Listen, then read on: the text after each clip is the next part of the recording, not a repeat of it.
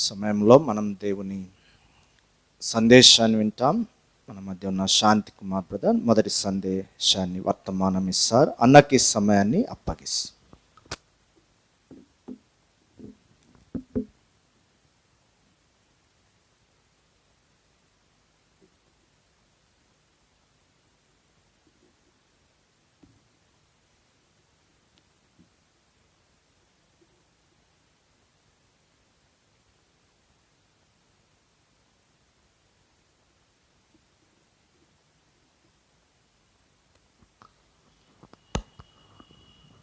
ప్రార్థన చేసుకుందాం. ప్రేమగల దేవ, మహిమగల తండ్రి, యేసు ప్రభువు నామములో వందనాలు స్తోత్రాలు చేస్తున్నాం. మీ తరకు పాటల ద్వారా మిమ్మల్ని ప్రణించే కృప ఇచ్చినందును బట్టి వందనాలు చెల్లిస్తుంటున్నాం. వచ్చిన బిడ్డలను బట్టి వందనాలు. ఇంకా రావాల్సిన వారి కూడా సకాలానికి నడిపించమని ప్రార్థిస్తున్నాం. మాట్లాడే మీ దాసుని నోటికి తోడుకొండమని ప్రార్థిస్తుంటున్నాం. లూకా సువార్త 24:45 ప్రకారం మా గ్రహింపును విప్పుమని ప్రార్థిస్తున్నాం. ఏ విధంగా ప్రభా, మరి మా ఆత్మ ప్రాణ శరీరాలు మీ యొక్క హస్తగతం చేసుకుంటున్నాం. కుడికి వ్యతిరేకంగా పోరాడే అంధకార శక్తులను నలువైపులా విశ్వాసంతో బంధిస్తూ విశ్వాసం ద్వారా మీ రక్త ప్రోక్ష కిందికి మమ్మల్ని మేము తెచ్చుకుంటున్నాం. వంటలు వగైరాలు ఎవరైతే సిద్ధపరుస్తున్నారో ప్రభా, సహోదరులు సహోదరులు వారి హస్తాలు బలపరచండి, సేవా ఫలాన్ని దయచండి. ఇతరస్తుల పనులు ఎవరైతే లగ్నమై ఉంటున్నారో వారిని కూడా మీరే దీవించి ఆశీర్వదించమని, ఈ దినమంతా మీ చిత్తంలో మీ యొక్క ఏర్పాట్లో మమ్మల్ని ఉంచమని యేసు ప్రభువు నామములో ప్రార్థిస్తున్నాం తండ్రి, ఆమేన్.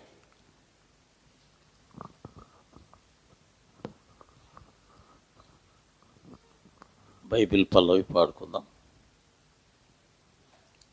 The grand old book, the grand old book, you'll find the words of comfort wherever you may look. In sorrow or in pain, His promises are plain. So keep on believing in the grand old book. శ్రేష్టంభో గ్రంథములో ఎచ్చోట చూచినా ఆదరణయున్నది, సుఖ దుఃఖములో వాగ్దానమున్నది. విశ్వాసముంచి ధ్యానించుడి.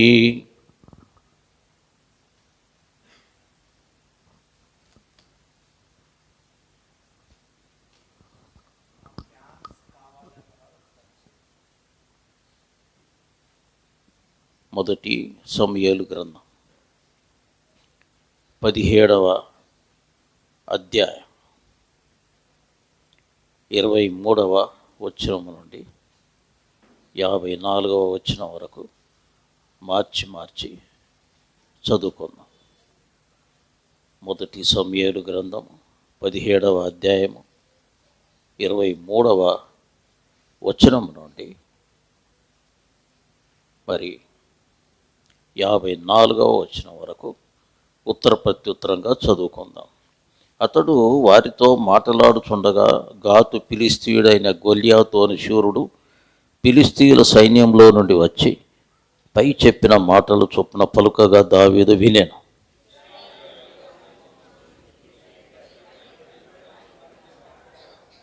ఇశ్రాయేల్లో ఒకడు వచ్చుచున్న ఆ మనిషిని చూచితిరే, నిజముగా ఇశ్రాయేలీలందరినీ తిరస్కరించుటకై వాడు బయలుదేరుచున్నాడు. వానిని చంపిన వానికి రాజు బహుగా ఐశ్వర్యము కలగజేసి తన కుమార్తెనిచ్చి పెళ్లి చేసి వాని తండ్రి ఇంటి వారిని ఇశ్రాయేల్లో స్వతంత్రులుగా చేయుననగా,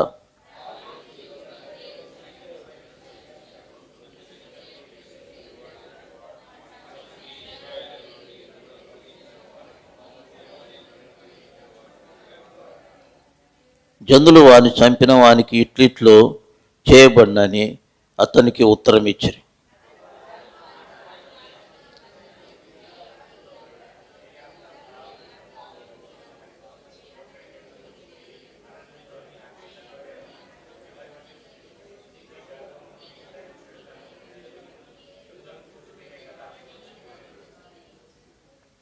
అందుకు దావీదు, నేనేం చేస్తేని మాట మాత్రము పలికితినని చెప్పి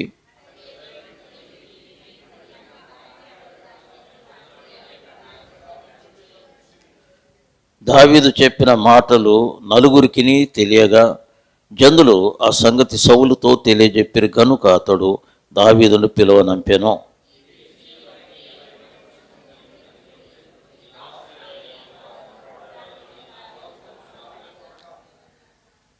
సౌలు ఈ ఫిలిష్తీయుని ఎదుర్కొని వానితో పోట్లాటకు నీకు బలము చాలదు, నీవు బాలుడవు, వాడు బాల్యం నుండి యుద్ధాభ్యాసం చేసిన వాడని దావీదుతో అనెను.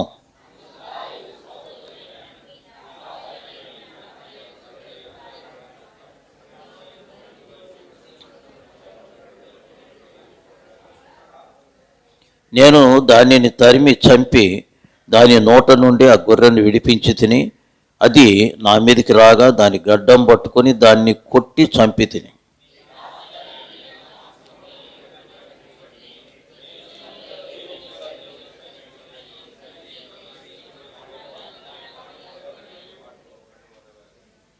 సింహం యొక్క బలము నుండి, ఎలుగుబంటి యొక్క బలము నుండి నన్ను రక్షించిన యెహోవా ఈ ఫిలిష్తీయుని చేతిలో నుండి కూడా నన్ను విడిపించునని చెప్పాను. అందుకు సౌలు, పొమ్ము, యెహోవా నీకు తోడుగా ఉండునుగాకని దావీదుతో చెప్పాను.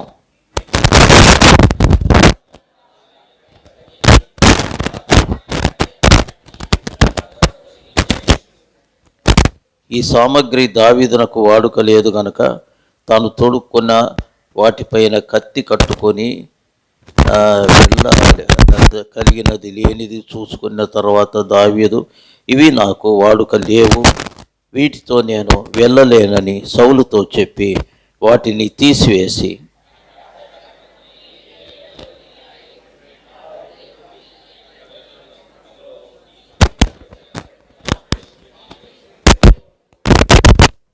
డాలు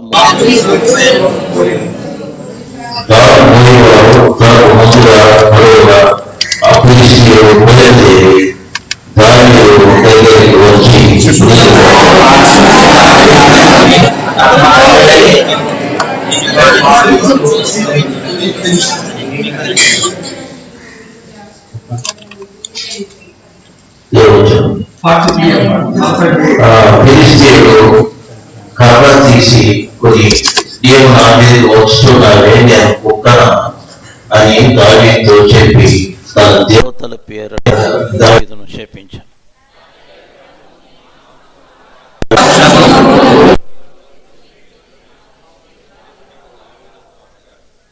దావీదు, నీవు కత్తియు ఈటెయు బల్యమును ధరించుకొని నా మీదకి వచ్చుచున్నావు, అయితే నీవు తిరస్కరించిన ఇశ్రాయేలు సైన్యములకు అధిపత్యగు యెహోవా పేరట నేను నీ మీదకి వచ్చుచున్నాను.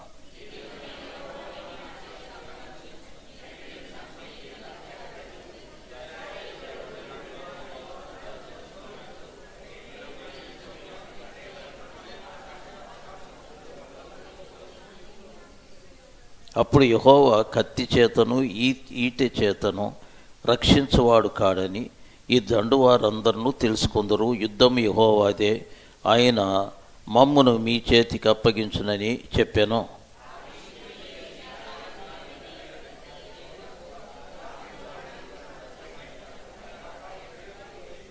ఆ సంచిలో చెయ్యి వేసి అందులో నుండి రాయి ఒకటి తీసి ఒడిసెలతో విసిరి ఆ ఫిలిష్తీయుని నుదుట కొట్టెను. ఆ రాయి వాని నుదుట చొచ్చినందున వాడు నేలను బోర్ల పడెను.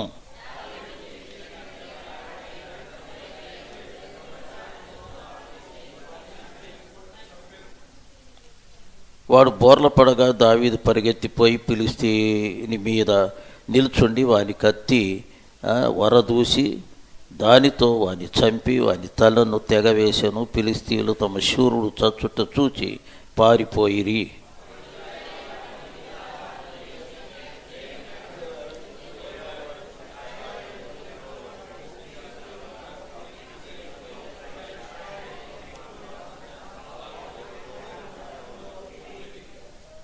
అప్పుడు ఇశ్రాయేలు ఫిలిష్తీయులను తరుముట మాని తిరిగి వచ్చి వారి డేరాలను దోచుకొనిరి.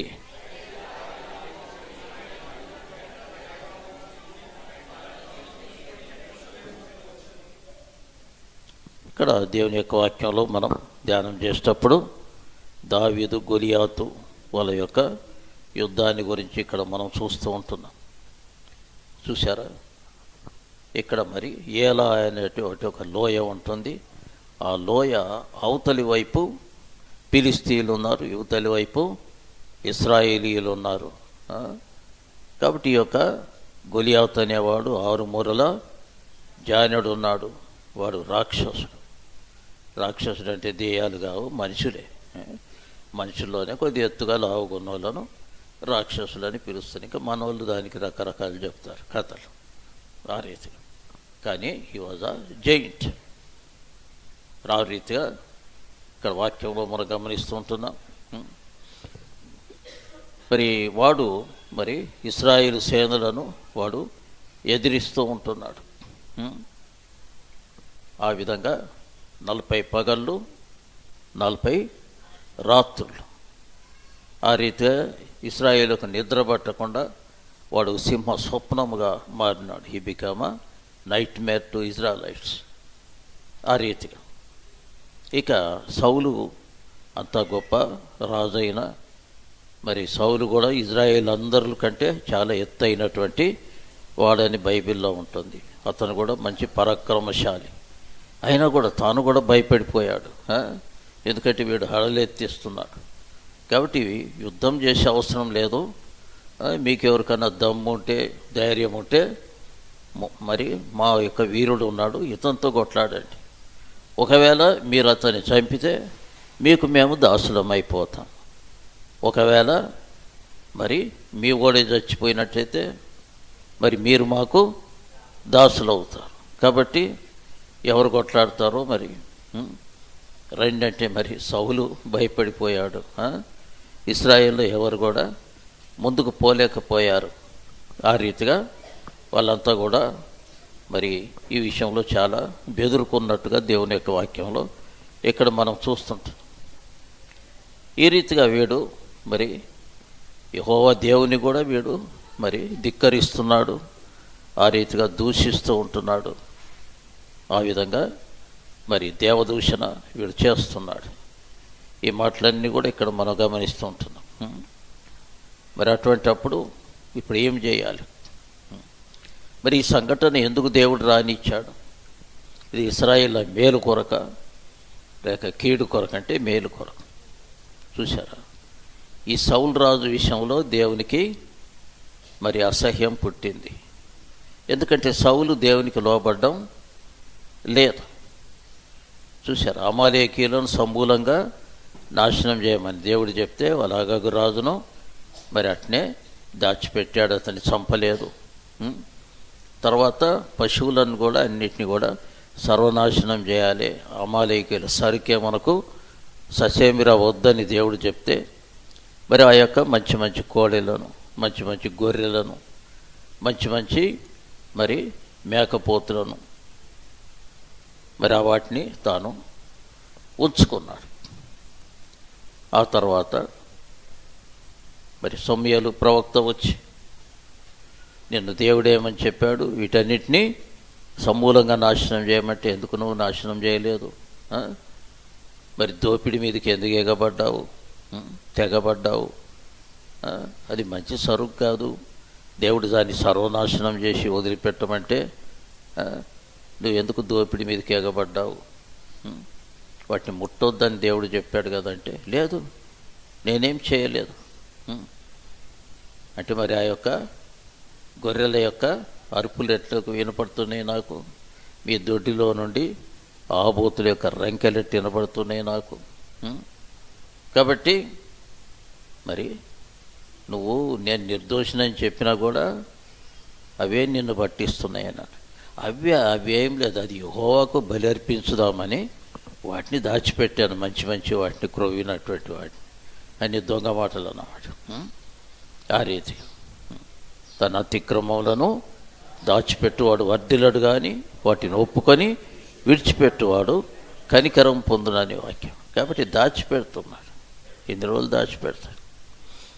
తర్వాత ఆయన చేసిన ఇంకొక పొరపాటు చూసారా, యుద్ధానికి అంతకుముందు ఫిలిస్తీన్లతో యుద్ధం జరిగే మరి సమయంలో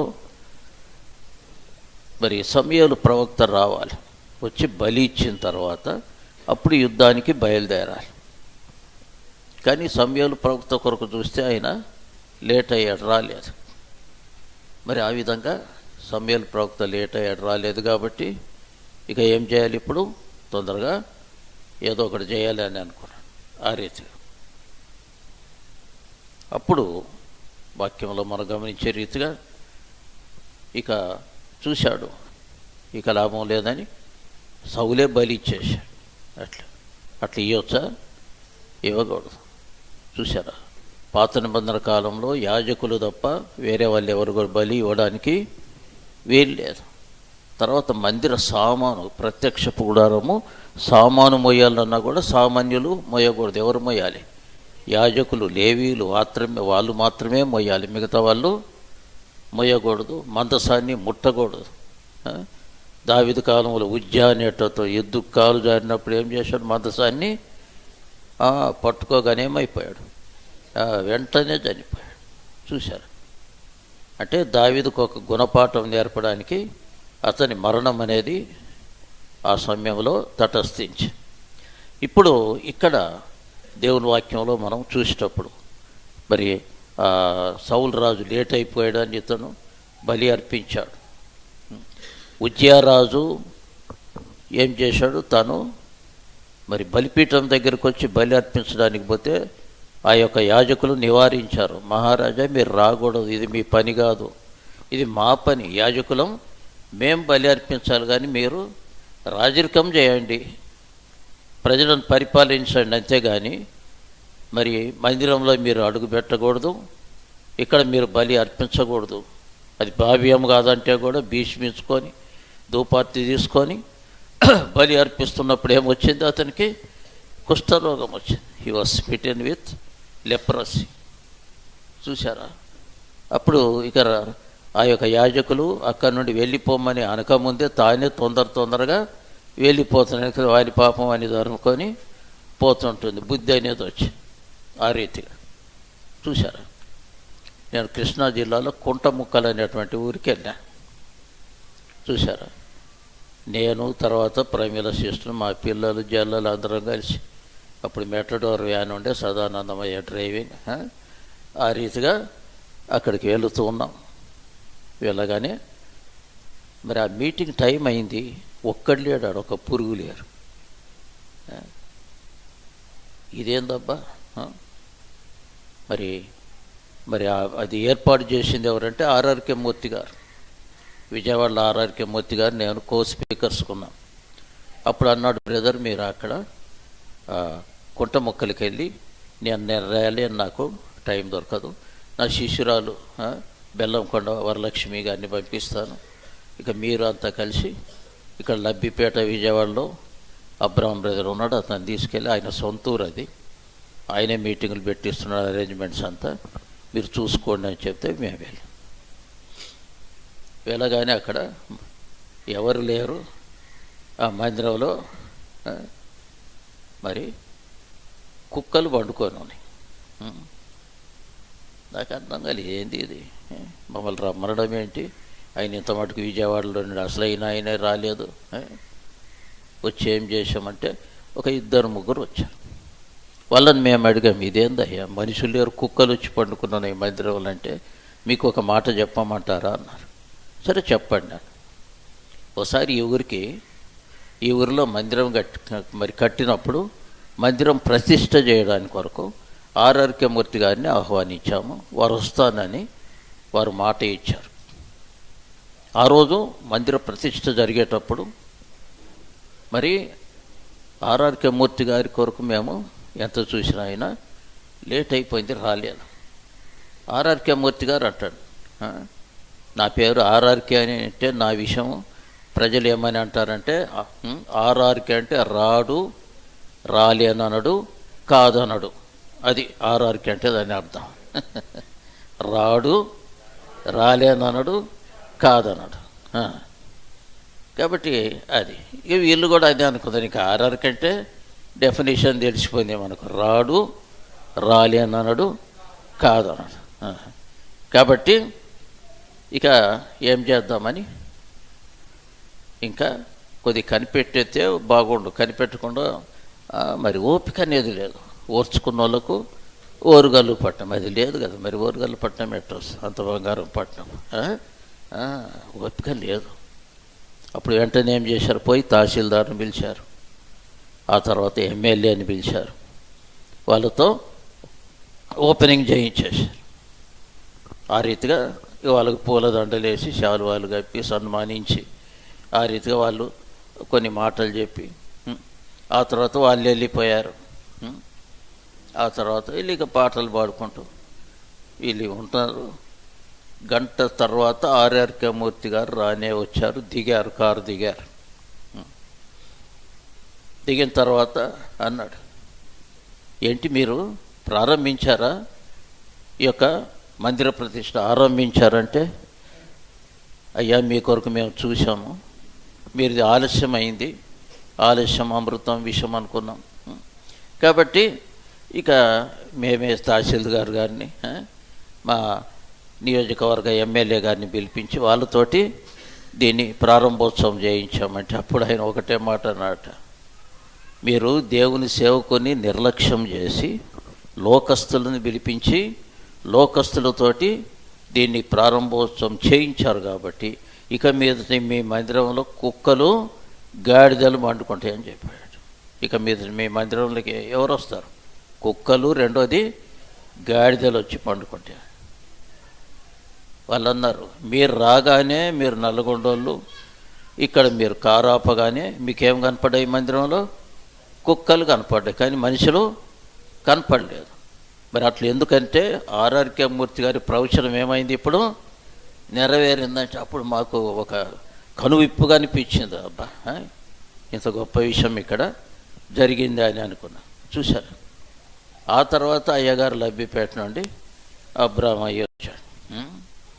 ఆ రీతిగా ఏం బ్రదర్ ఇంత లేటా, ఏం సంగతి ఇదంటే కొద్దిగా లేట్ అయింది బ్రదర్. అట్లా సరే, ఏదో జరిగిపోయిన 2 రోజులు మీటింగ్లు జరిగి దేవుని కృప ద్వారా బాగానే జరిగింది. మరి అది సినిమా యాక్టర్ శోభన్ బాబు గారి అత్తగారి ఊరు, ఆయన భార్య ఊరు నటి ఈ కూటముక్కలు అనేది. ఆ రీతి ఇక్కడ దేవుని యొక్క వాక్యంలో మనం ధ్యానం చేసేటప్పుడు ఈ మాటలన్నీ కూడా ఇక్కడ మనం గమనిస్తాం. ఎప్పుడైతే సమూయేలు లేట్ అయిపోయాడో సౌలు బలి అర్పించిన తర్వాత సమూయేలు దిగాడు. ఏంటి సౌలు, ఏంటి నువ్వు చేసింది?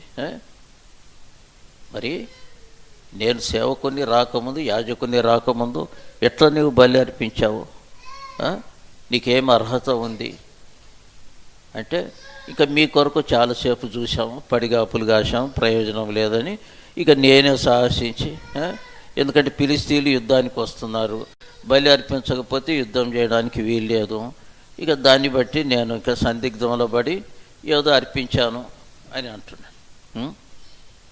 మళ్ళీ ఏమన్నాడు, మరి సౌలు అన్నాడు, మరి ఏదోలే, మరి సౌలుతో ఏమంటున్నాడు, నేను పాపము చేసి తిని అని మళ్ళీ ఇంకొక మాట్లాడు, నన్ను ప్రజల ఎదుట ఘనపరచమంటున్నాడు. అది నిజమైన పశ్చాత్తాపమేన. ఒక దిక్కేమో సౌలు నేను పాపము చేసి తిని అంటున్నాడు, రెండవది ఏమంటున్నాడు, ప్రజల ఎదుట నన్ను ఘనపరచం. అది పశ్చాత్తాపం కాదు. చూశారు, దాన్ని ఏమంటారంటే చీప్ రిపెంటెన్స్ అంటారు, అంటే చౌకబారు పశ్చాత్తాపము అని దాని యొక్క అర్థం. చూసారా, మరి ఆ రీతిగా పర్వమారు మనసు అంటే తెలుసు. చూసారా, ఇశ్రాయేలును పొమ్మంటాడు, మళ్ళీ హృదయాన్ని కఠినపరుచుకుంటాడు, మాట అంటాడు, మళ్ళీ మాట తప్పుతాడు. కాబట్టి పర్వమారు మనసు అంతే, సౌలు మారు మనసు అంతే. చూసారా, దాన్నే చీప్ రిపెంటెన్స్. జిఆర్ లార్న్ గారు ఒక రాత్రి మరి ఒక దగ్గర ఆయన వాక్య పరిచర్య చేస్తుంటున్నాడు, స్వార్థ కోడిక. చూసారా, బాగా వాక్యం చెప్పిన తర్వాత ఒక యవన సహోదరి ఒక ఆమె ఏడుస్తూ ఉంటుంది. ఆయన అనుకున్నాడు, పాపం ఈమెకు బాగా పశ్చాత్తాపం కలిగింది, మారు మనసు మంది ఎట్లా ఏడుస్తుందో చూడని. సరే, ఇక ఆ తర్వాత మరి సంతోషపడ్డాడు. పర్వాలేదు అబ్బా, నేను వాక్యం చెబితే కనీసం ఒక్క ఆత్మన ఈ రాత్రి ఇక్కడ రక్షించబడిందని ఆయన సంతోషపడ్డాడు. అప్పుడు తర్వాత నలుగురు మరి అక్క చెల్లెండు వాళ్ళు వెళ్ళి ఓదార్చి, అమ్మ ఎందుకు ఏడుస్తున్నావు తల్లి, ఎందుకు ఏడుస్తున్నావు, కాబట్టి మరి నువ్వు మారు మనసు పొందినావు కదా, అందుకే కదా నువ్వు ఏడుస్తుంటే.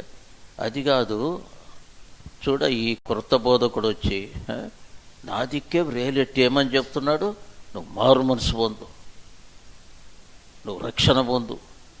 నాకు చాలా బాధ అయింది. నేను మరి ఇంత బాగా చదువుకున్నటువంటి దాన్ని, పీజీ చేసిన దాన్ని, ఆయనకేం మర్యాద లేదు,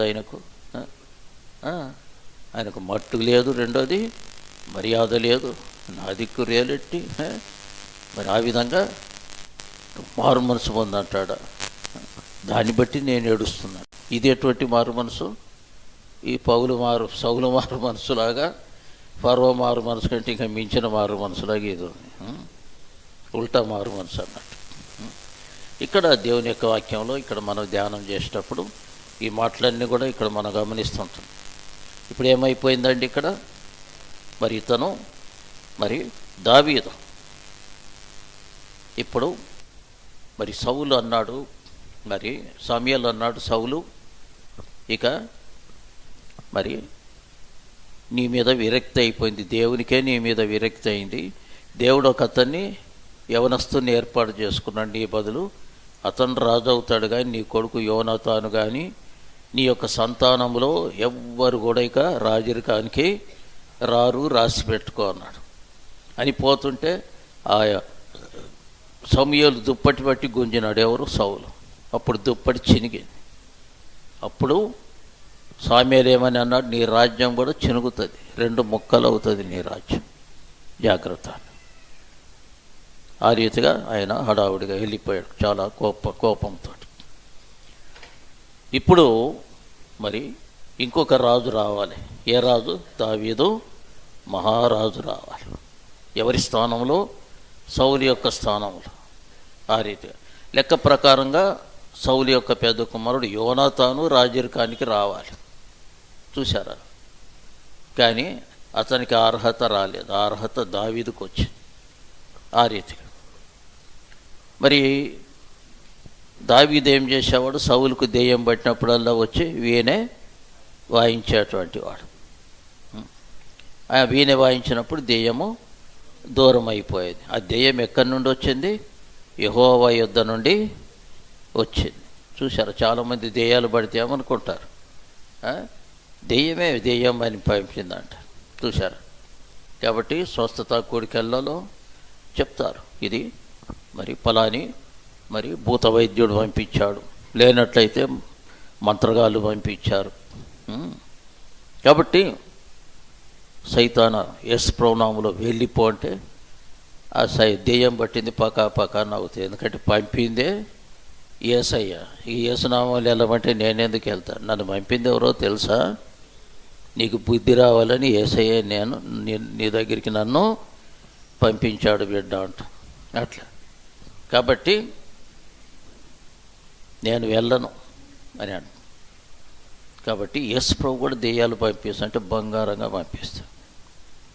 విశ్వాసులకు బుద్ధి రావడానికి దెయ్యాలతో కూడా బుద్ధి తెప్పిస్తాడు దేవుడు. అందును బట్టి ఇదే కాదు, ఇక బైబిల్లో చెప్పాలంటే టైం లేదు, చాలా సందర్భాలు ఉన్నాయి. చూసారా? దేవుడు దెయ్యాలను పంపించినటువంటి సందర్భాలు. ఆ విధంగా మరి ఒక ప్రవక్త ఉంటాడు. ఆ ప్రవక్తకి ఏ ఆత్మను పంపాడంటే దేవుడు అబద్ధాలు ఆడే ఆత్మను పంపించాడు. మీకాయ అనే ప్రవక్త ఏమో కరెక్ట్గా యెహోవా ప్రవక్త. ఆమంటాడు, యెహోవా యుద్ధ నుండి నీ దగ్గరికి ఏమొచ్చింది? అబద్ధాలు ఆడే ఆత్మ నీలో ప్రవేశించింది, కాబట్టి నీ ప్రవచనాలన్నీ దొంగ ప్రవచనాలు అని చెప్తాం. వాడు మరి సిద్ధికి అనేవాడు ఇట్లా కొమ్ములు కట్టుకొని ఇట్లా నువ్వు పొడుస్తావు సిరియన్లను, నువ్వు గెలుస్తావు, జయిస్తావు, వెళ్ళు అని అంటాడు. వాటితో పాటు ఇక 400 మంది ప్రవక్తలు కూడా ఈ మరి అనుకూలంగా చెప్తుంటున్నారు. ఎవరికి? ఆహాబుతోటి చెప్తుంటున్నారు, నువ్వు గెలుస్తావు అని. ఒక్క మీకాయ మాత్రమే ఏమన్నాడు, నువ్వు గెలవవు, నువ్వు చస్తావు, నా పీడ నీ పీడ పోతుంది అని ఉన్నది ఉన్నట్టు కొండ పగలగొట్టినట్టు ఇతను చెప్తాడు. ఆఖరికి ఎవరి ప్రవచనం నెగ్గిందండి? ఆ యొక్క మీకాయా ప్రవచనమే నెరవేరింది. యెహోవా ప్రవక్త ఒక్కడే కరెక్ట్గా చెప్పినాడు. ఇన్కరెక్ట్గా చెప్పిన వాళ్ళు 400 మీద ఇంకొకటి ఎక్స్ట్రా ఉన్నాడు. వీళ్ళందరూ ఈ రోజుల్లో ఏం చూస్తున్నాం మనం? మేజారిటీ అటువంటి ఆ మాటలు వింటాం. ఇతను ఒక్కడే వ్యతిరేకంగా చెప్పి ఇంతమంది, ఇంత పెద్ద సభ, ఇంత స్వస్థత వరాలు, బ్రహ్మాండంగా ఉంది. మరి బెన్నెహి మీటింగ్లు ఇవి. ఆయన ఏమైనా బూట్ కాలుకు హ్యాండ్ కర్చీఫ్ పెట్టారు, రుద్ది జనాల మీద వేస్తే పట పట పట పెట్టాలి అన్నట్టు కింద పడతారు జిమ్ఖానా గ్రౌండ్స్. కాబట్టి జాదు మంతర్ ఎక్కువ అయిపోతుంది ఈ రోజుల్లో. వాక్యం ప్రక్కకు పోతుంది. మీకాయా లాంటి ప్రవక్తలు ఈ రోజుల్లో చెల్లుబడి కావడం లేదు. దొంగ ప్రవక్తలకు ఈ రోజుల్లో అబద్ధ ప్రవక్త జరుగుతున్నదన్నటువంటి వాక్యం.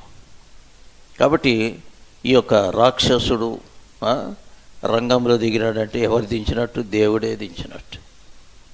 ఎందుకంటే ఇప్పుడు గొల్యాతు వస్తేనే దావీదు ఎవరో బయటపడతాడు. గొల్యాతు రాంది దావీదు ఎంత గనుడు అనేది బయటికి రాదు. అది ఇప్పటి వరకు సౌలి యొక్క పేరేం మోగుతుంది. దెయ్యం పట్టినా కూడా అది పడితే పట్టిన దాంతో మనకేంది? ఎంతైనా రాజు కదా, సింహాసనం మీద దెయ్యం పట్టని భూతం పట్టని అనుకుంటున్నారు. ఈ రోజుల్లో కూడా మరి ఆ విధంగా చాలామంది జిమ్ఖానా గ్రౌండ్స్ వచ్చే మహానుభావులకు సాక్ష్యాలు లేవు. చూశారు, అమెరికాలో ఒక్కొక్కరికి 2 భార్యలు 3 భార్యలు ఇక్కడికి వచ్చి జుట్టు పట్టి దెయ్యాలు ఎలా కొడుతున్నారు. కానీ అక్కడ వాళ్ళ కథ కార్ఖానంతా అమెరికాకు పోతే తెలుస్తుంది ఆ రీతిగా. అవును బ్రదర్, ఇప్పుడు వానికి ఎంతమంది భార్యలు మీకు ఎందుకు అనవసరం? ఇప్పుడు స్వస్థతలు జరుగుతున్నాయి, ఎవరిని తిడుతున్నాడు, దేవదూషణ చేస్తున్నాడు. కాబట్టి అందరూ భయపడుతున్నారు. వాడిని ఎదిరించాలంటే వీళ్ళే బెదురుకుంటున్నారు.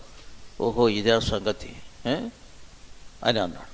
సరే నేను చూస్తాను మరి అతని సంగతి, దావీదు విషయం. మరి ఆ తర్వాత వాళ్ళు అన్నారు, వీడిని ఎవడైతే చంపుతారో లేకపోతే ఈ గొల్యాతుని ఎవరైతే ఓడిస్తారో వాళ్ళకు రాజు తనకు వాళ్ళని స్వతంత్రులుగా చేస్తారంటే ఈ రాజు అటువంటి వాళ్ళతోటి వెట్టి చాకిరి చేయించుకోవడం, స్పెషల్ రైట్స్ అన్నట్టు వాళ్ళకు రోమన్స్కు ఉన్నట్టు ఆ రీతిగా.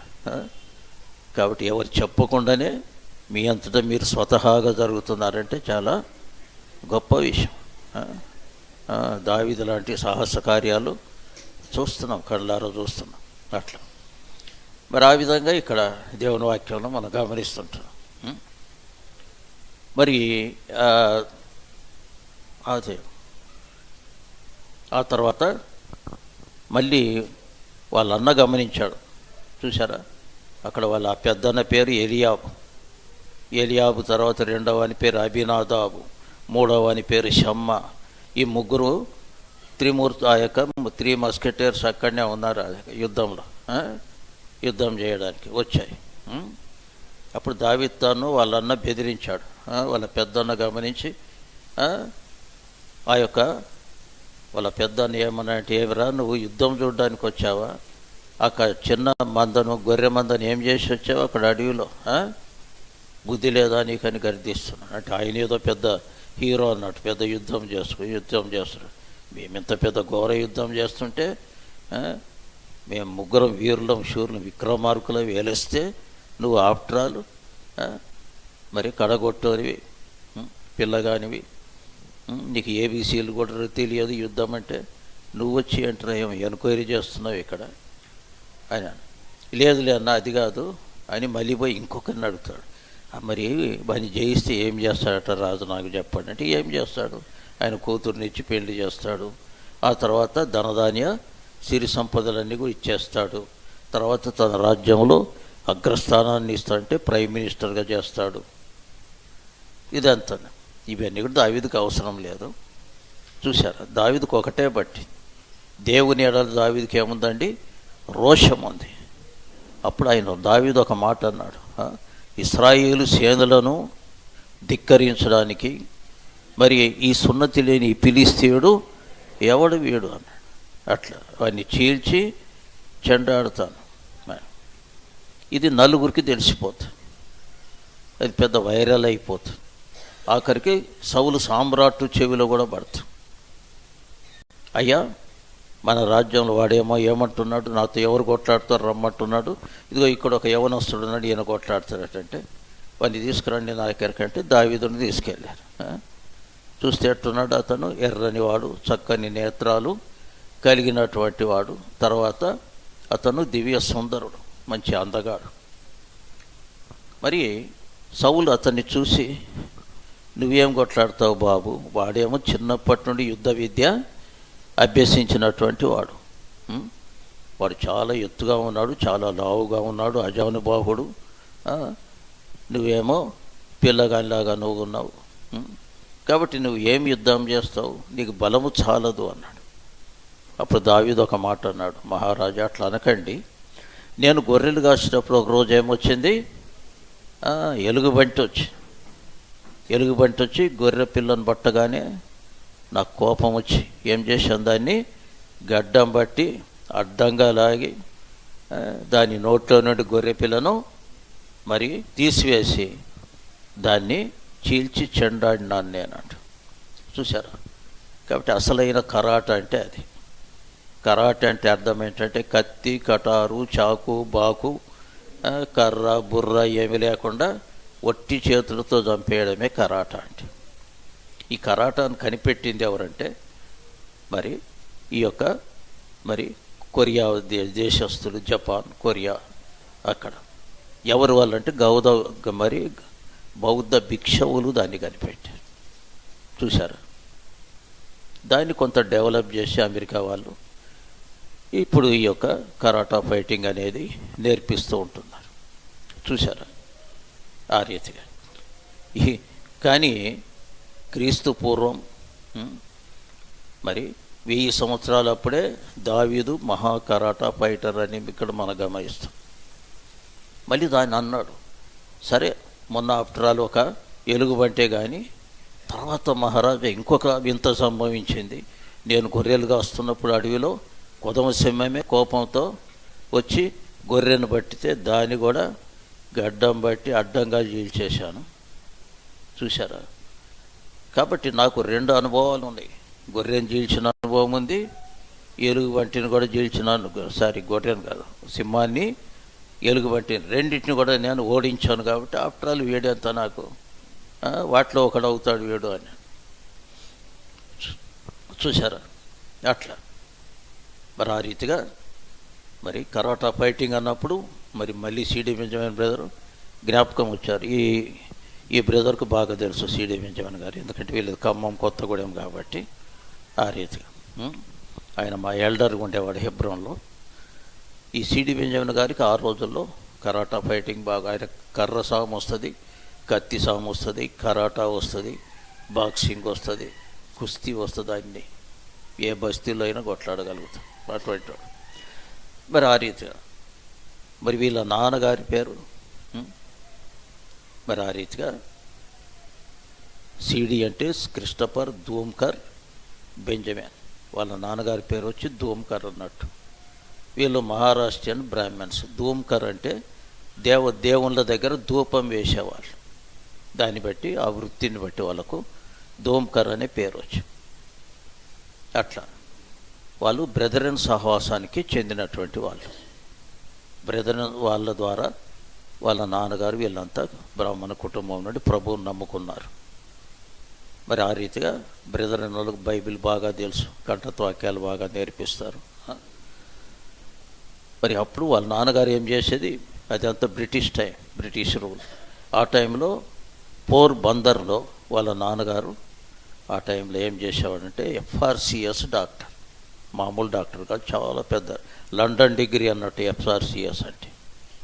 అట్లా మరి ఆ యొక్క పోర్బందర్ అంటే మహాత్మా గాంధీ పుట్టినటువంటి స్థలం గుజరాత్లో. చూశారు?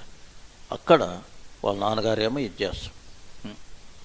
అప్పుడు ఈ సిడి బెంజమిన్ బ్రదర్కు రక్షణ లేదు. ఆ యొక్క పోర్బందర్ దగ్గర ఒక నది ఒకటి ఉంది, నది మీద ఒకటి బ్రిడ్జ్ ఉన్నది. చూశారు? ఎంత బ్రిడ్జ్ అంటే రైలు కట్ట అంత ఉండే బ్రిడ్జ్ అంతే. ఒక్క మనిషి పోగలుగుతాడు అంతే, ఎదురు మనిషి రావాలంటే కూడా కష్టం, చాలా నేరో బ్రిడ్జ్. ఆ రీతిగా ఆ తర్వాత సిడి బెంజమిన్ గారు నది దాటుతున్నప్పుడు ఎదురుగా ఇంకొకడు కొండ జాతివాడు వస్తున్నాడు, ట్రైబల్. ఆ విధంగా నేను ముందు పోతుంటే నేను ముందు పోతాను ఫైటింగ్. కాబట్టి నది అవతల నుండి జనాలు చూస్తున్నారు, నది యువతల నుండి జనాలు చూస్తున్నారు. ఈ కొండ జాతి వాళ్ళ దగ్గర, ట్రైబల్స్ దగ్గర కత్తులు ఉంటాయి. అప్పుడు సిడి బెంజమిన్ బ్రదరు అడ్డం నిలబడి, వాడిని పోనీయకుండా అడ్డం నిలబడితే వాడు వెంటనే కత్తి తీశాడు. ఈయన భయపడలేదు. కరాటా తెలిసినోనికి కత్తులు అంటే ఏం భయపడరు వాళ్ళు. అప్పుడు ఆయన నవ్వుకొని వాని మరి పట్టుకొని వాని కత్తిని ఇట్లా లాగి ఇక్కడి నుండి విసిరేస్తే నదిలో ఆమడ దూరం భయపడింది.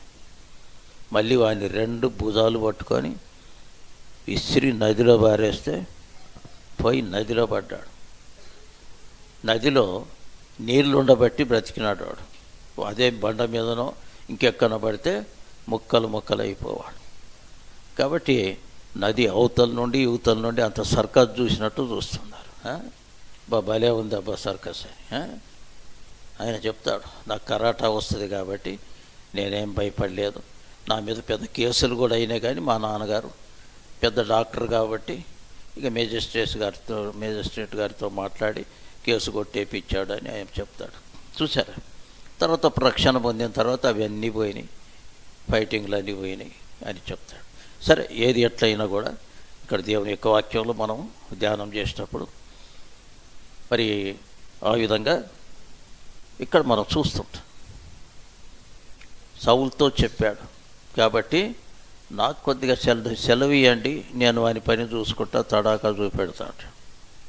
సరే, మరి వేయంటారా, కవచాలు దొడకండి, దావీదయ్యకు కవచాలు దొడకండి అంటే కవచాలు దొడుగుతారు. ఆ తర్వాత చేతికి ఒక కత్తి అండి, ఒక చేతిలో డాల్ ఇవ్వండి, మరి ఆ విధంగా ఫైటింగ్కి బోనివ్వండి అంటే అవి వేసుకున్న తర్వాత దావీదు ఒక మాట అంటాడు, వీటితో నాకు ప్రాక్టీసు లేదు కాబట్టి ఇవి మొయ్యాలంటే నాకు చాలా బరువు అనిపిస్తుంది, కాబట్టి వీటి మీద నాకు ప్రాక్టీస్. మరి ఎట్లా యుద్ధం చేస్తావు బాబు నువ్వు అంటే, నా యుద్ధం వేరేనండి, ఇవన్నీ మీరు తీసేయండి చెప్తాను, నా యుద్ధం ఏందో చూపెడతాను అని ఏమన్నాడు. నా యుద్ధం ఒకటే, ఒడిశల ఒకటి, అంతే, రాయి ఒకటి, ఇక తప్ప పెద్ద ఏమి లేదు. ఆ విధంగా తాను చెప్తాను. చూసారా? అప్పుడు మరి వాడు రాక్షసుడు దావీదు వైపు చూసి ఏమని అంటాడు, ఏమిరా నేనేం కుక్కను అనుకున్నావా? కర్ర ఒకటి తీసుకొని, ఒడిసెలు ఒకటి తీసుకొని, రాయి ఒకటి తీసుకొని, రప్ప ఒకటి తీసుకొని దీంతో నా యుద్ధం చేయడానికి, నీకు యుద్ధం అంటే ఏబీసీలు కూడా తెలియదు, యూజ్లెస్ ఫెలో అని తిట్టి, ఆ రీతిగా రా, నిన్ను నరికి నిన్ను గద్దలకేసేస్తాను, ఆకాశ పక్షులకేసేస్తాను నీ మాంసాన్ని, నేనంటే నీకు మర్యాద లేదా? కర్ర తీసుకొని వస్తావా నా మీదకి? ఒడిసెలు తీసుకొని వస్తావా? ఒడిగా వస్తావా? అట్లా మరి ఆ విధంగా దావీదు అన్నాడు. దావీదు కూడా అన్నాడు, అయ్యా నేను కత్తితోటి కర్రతో గెలిచేవాని కాదు, యుద్ధము యెహోవాదే అన్నాడు. Battle is the Lord's. కాబట్టి మహిమ ఎవరికి చెల్లించాడు? దేవునికే చెల్లించాడు. ఈ రోజుల్లో బలవంతులు మరి వాళ్ళ బలాన్ని బట్టి అసహ్యపడతారు. అది ఇర్మియా గ్రంథంలో ఉంది, చూశారు. కాబట్టి నేను నా బలాన్ని బట్టి అతిశయపడేవాడిని. అందుకే 18వ కీర్తన దావీదు రాసినప్పుడు 18వ కీర్తన మొదటి రోజు వచ్చిన వాళ్ళు అంటాడు, యెహోవా నా బలమా, యథార్థమైనది నీ మార్గం, పరిపూర్ణమైనది నీ మార్గం అని రాశాడు. అట్లా ఆయన బలము యెహోవా, దేవుడే ఆయన బలం, అట్లా నా బలము కాదు అని అంటాడు. చూశారు? అందును బట్టి ఇక్కడ ఆయన నామంలో నేను వస్తాను అనేటువంటి మాట తాను చెప్తుంటాను. మరి ఆ విధంగా అక్కడికి వెళ్ళిన తర్వాత ఏం జరుగుతుంటుంది? ఆ విధంగా తాను మరి ఒడిసెల్లో రాయి పెట్టి, మరి వాడెట్లా వస్తున్నాడు? వాడు అట్టహాసంగా వస్తున్నాడు. ఒక చేతిలో పెద్ద ఖడ్గం ఉంది, తర్వాత ఇంకొక చేతిలో మరి ఈటె ఉంది, ఆ తర్వాత వాని ముందు డాలు మోసేటువంటి ఒకడు ముందు వెళుతూ ఉంటున్నాడు. ఇంత సరంజామతోటి వాడు వస్తుంటున్నాడు. దావీదు దగ్గర ఏమీ లేదు, చేతిలో ఒడిశలు. ఎన్ని రాళ్ళు పట్టుకున్నాడు చేతిలో? 5 రాళ్ళు, 5 నున్నటి రాళ్ళు. చూశారు ఎక్కడ ఏరుకున్నాడు? ఏటి తీరాన ఏరుకున్నాడు ఆ నున్నటి రాళ్ళను. మరి ఆ రీతిగా వాటిని వస్తుంది. కాబట్టి బైబిల్లో 5 అనే సంఖ్య దేనికి గుర్తు? కృపకు గుర్తు. చూశారా?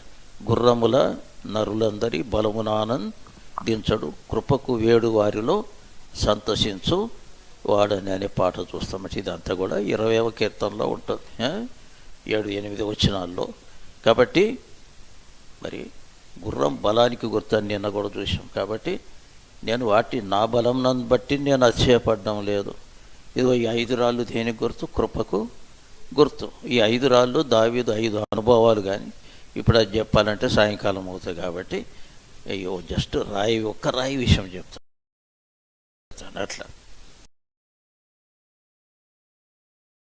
అట్లా. ఈ 5 రాళ్ళు 5 అనుభవాలు చూసారా? మొదటి అనుభవం దేనికి గుర్తు అంటే దేవుని చిత్తానికి గుర్తు. కానీ ఇప్పుడు అది మన సబ్జెక్టు కాదు. సరే, ఏదైనా సరే దావీదు ఆ యొక్క రాయి పెట్టాడు, వడిసెలు తిప్పాడు, ఒక్క దెబ్బ కొట్టుకొని ఎక్కడ పడింది? అది నొసటికి తగిలి. ఆ రీతి. ఎందుకంటే దావీదు చూశాడు, వీని ఎక్కడ కొట్టాలని అంత కవచాలు ఉన్నాయి. కాబట్టి మరి ఆ రీతిగా క్రింద నుండి టాప్ టు బాటం కవచాలు ఉన్నాయి. ఎక్కడ సందు లేదు కొట్టడానికి. ఇక్కడ దొరికేది సందు. పైన హెల్మెట్ ఉన్నది, శిరస్త్రాణం ఉంది. కాబట్టి ఈ భాగం మాత్రం కనిపిస్తుంది, బేరుగా కనిపిస్తుంది. చూసారా? దావీదు ఎట్లా కొట్టాలంటే ఒక్క వెంట్రుక మీద కొట్టమన్నా కూడా కొడతాడు ఆ రీతిలో. అటువంటి జ్ఞానం ఆయన కొన్ని. కాబట్టి వడిసెలతోటి మంచి రుబ్బడితో కొట్టాడు.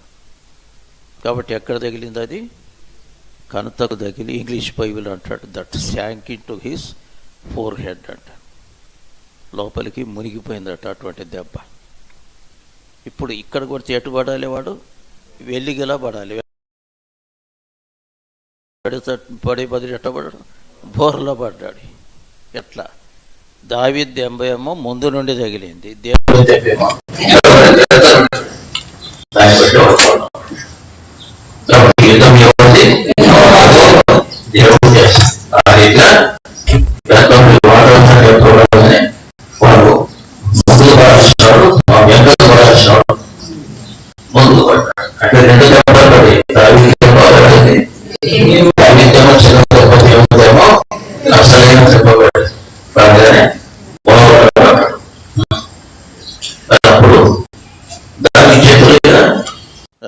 సౌలు. అబ్నేరు వచ్చి మరి సౌలు సైన్యాధిపతి. అబ్నేరు ఈ కుర్రవాడు ఎవరు అని అంటే, మహారాజా నీ తోడు నాకు తెలియదంట. ఎవరు ఈ కుర్రోడు నాకు తెలియదంటే ఎంక్వైరీ చేయండి, అడగండి, ఆరా తీయండి, ఎవరి అబ్బాయో చూద్దామంటే అది పలాని ఎస్సీ అనేట ఆయన కొడుకట. కాబట్టి వీడు కూడా ఆఖరోడు కడగొట్టోడట. కాబట్టి ఇది అడ్రస్ అంటే, ఓహో. అప్పుడు ఏం చేస్తాడు? ఈ యొక్క దావీదును మరి సౌలు తన సైన్యాధిపతిగా చేస్తాడు. ఇప్పుడు అధికారం పెరిగింది, హోదా పెరిగింది. ఆ తర్వాత తన కూతురును కూడా మీకాల్ని ఇచ్చి ఇతనికి మ్యారేజ్ చేస్తాడు. చూశారు? ఇప్పుడు ఏమైపోయాడు? సౌలుకి ఇతను అల్లుడైపోయాడు. సౌలు పెద్ద కొడుకు పేరు ఏం పేరు? యోనాతాను. యోనాతాను లెక్క ప్రకారంగా రాజ్యం ఏలాలి. కానీ యోనాతాను మంచి దైవభక్తి గలవాడు. ఇంకొకరైతే దావీదును చంపేశాడు. నేను రాజును ఉండగా నా ప్రాణానికి ఇంకొక రాజు వచ్చాడని. కానీ అట్ట చేయలేదు. దేవుని చిత్తాన్ని తెలుసుకున్నాడు యోనాతాను. చెప్పాడు మరి దావీదుతో నిబంధన చేశాడు. దావీదు, నువ్వు దేవుని ఏర్పాట్లో సంకల్పంలో ఉన్నావు. తర్వాత సమయాలు కూడా నిన్ను కొమ్ము నిండా తైలం తీసుకొని నీకు పట్టాభిషేకం చేశాడు. You are coronated, you are the king, would be king. నేను నీకు మంత్రిగా ఉంటాను, నీకు బామ్మరిదిని కాబట్టి మంత్రిగా ఉంటానంతే. కానీ రాజ్యం నీది. ఎందుకంటే దేవుని చిత్తంలో సంకల్పంలో నీవు రాజు కావాలను. చూశారు? ఇప్పుడు ఏం జరిగిందండి? ఘన విజయం అనేది ప్రాప్తించిందన్నమాట చూస్తాం. కాబట్టి దేవుని యొక్క వాక్యంలో మనం ధ్యానం చేసే రీతిగా ఇప్పుడు యుద్ధం యెహోవాదే అనేటువంటి మాట మనం చూస్తున్నాం. కాబట్టి దావీదు అన్నాడు, ఇది నా కత్తితో కాదు, నా బలం ద్వారా కాదు, ఇది యెహోవా ద్వారా యుద్ధం కలిగింది అన్నటువంటి మాట చూస్తాం. చూడండి, జకర్యా గ్రంథం 4వ అధ్యాయం, ఇక 2 నిమిషాల్లో ముగిస్తాం. జకర్యా గ్రంథం 4వ అధ్యాయం 6వ వచనం చదవండి.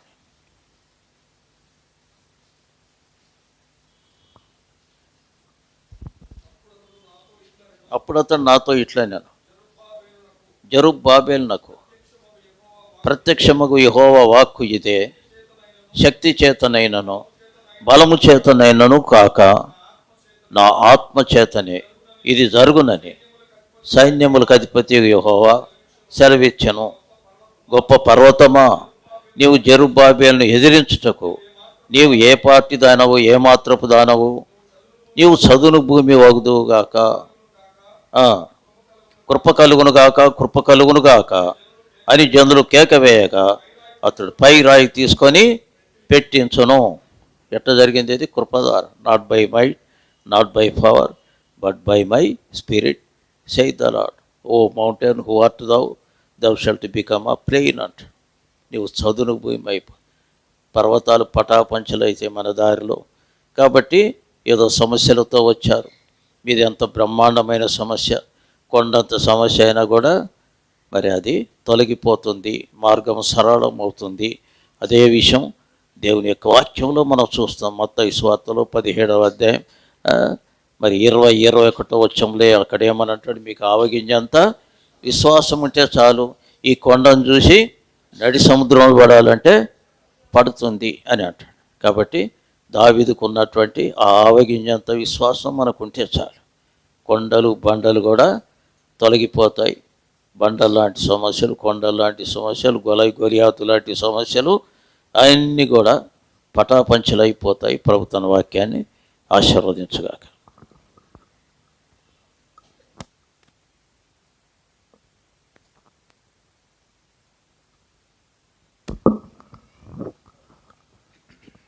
ప్రార్థన చేసుకుందాం. దేవుని వాక్యము విన్నాం. ప్రార్థనలో పరిశుద్ధుడా, మీ దాసుని ద్వారా సౌలు జీవితాన్ని మా ముందు ఉంచి మాకు తెలియజేసిన విషయాల్ని బట్టి వందనాలు. సౌలు ప్రభా మొదట తగ్గించుకున్నాడు, కానీ రాజుగా చేశాక తాను దేవుని ఆజ్ఞను ధిక్కరించినట్లు చూపించారు. యాజకుడు చేయవలసిన అర్పణ తాను అర్పించినట్లుగా మాకు చూపించారు. తిరిగి ప్రభా దావీదైతే నాయన దేవునిపైనే ఆధారపడి ప్రభా యుద్ధము యెహోవాదే అని తనను సింహం నోట నుండి ప్రభా ఎలుగుబంటి నుంచి కాపాడినటువంటి దేవుడున్నాడనేటువంటి ధైర్యంతో సాగిపోయినట్లుగా మాకు చూపించారు. ఘన విజయం ఇచ్చినారు. అందుకు మా శక్తి బలము కాదు, కానీ నీ కృపని ఆధారం చేసుకొని సాగిపోవునట్లుగా నీ కృప అనుగ్రహించమని వేడుకుంటున్నాయి. ఈ మాటలు నీరు కట్టి ఫలింపచ్చు. మా ముందు కూడా కొన్ని సమస్యలు ఉండవచ్చు, జటిలముగా కఠినం, కానీ నీ కృప చేత వాటిని చేస్తారు. మా పక్షాన యుద్ధం చేసే దేవుడో మీరున్నారని ధైర్యంతో సాగిపోనట్లు చేయి.